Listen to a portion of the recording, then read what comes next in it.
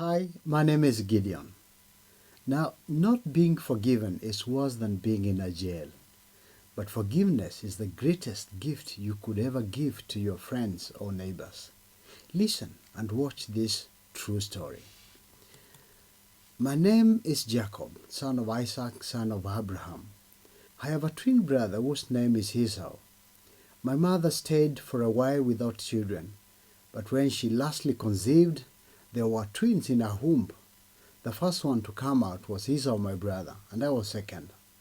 And although we were twins, by virtue of being the firstborn, the first to come out, made him the firstborn in the family, meaning he had all the rights accorded to a firstborn by our community, which included inheriting my father. So we grew up in the village together, the only two born of my parents. My brother was outgoing and more courageous than I was. I mean, the kind of man you hardly see in the kitchen or idle conversation. He spent most of his time in the fields, grazing and hunting, and actually became a very skilled hunter. On the other hand, I was rather timid and not very adventurous. Most of the times I kept close to my mother, and for this reason I developed some interest in the kitchen. I actually became a very good cook. I became the mama boy, so to speak, and that I was very different to my brother Esau. And one day my brother Esau came from the fields, from his hunting, and he said, "I am starving," he cried. His body cast down as if he had not eaten for days. "Please give me some of your sweet-smelling stew." "Oh, you like it?" I teased him. "That's only possible if you swear to me your birthright," I said jokingly. "Take it, who cares? What good is the birthright to a dying man? I need some food now, not birthright." "Oh, sure? Then swear to me by an oath."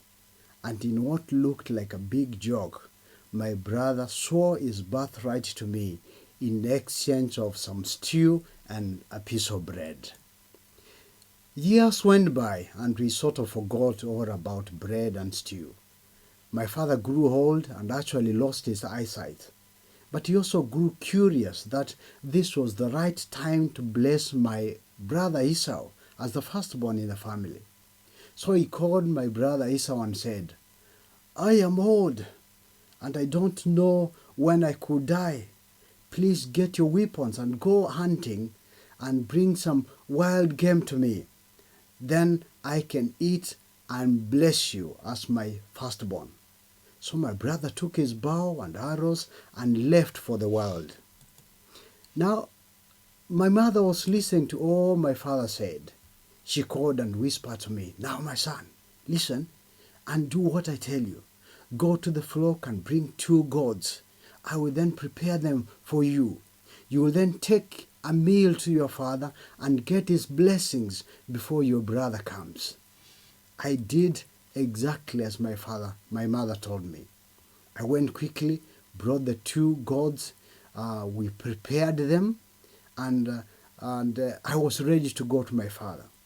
But my brother was airy, and so I could not go the way I was. I covered my hands and my neck with the goat skin to convince my father that I was my brother Esau. So I acted fast, brought the young goats, we prepared them nicely, and because my brother was airy, I covered my hands and my neck with the goat skin. "Convince him that you are Esau," my mother said, as she sent me with a big bar of steaming goat meat. So upon reaching my father, I said, "I am Esau, your firstborn. Please rise up, eat from my game, and bless me as you promised." "Oh, that was quick," exclaimed my father. "Please come near so that I may feel your body." I was afraid. What if he discovers that I am cheating? But I moved closer. He moved his hands around me. The voice is that of Jacob, but the hands are Esau's. I kept silent, breathing hard. "Are you really my son Esau?" "Yes, father," I said.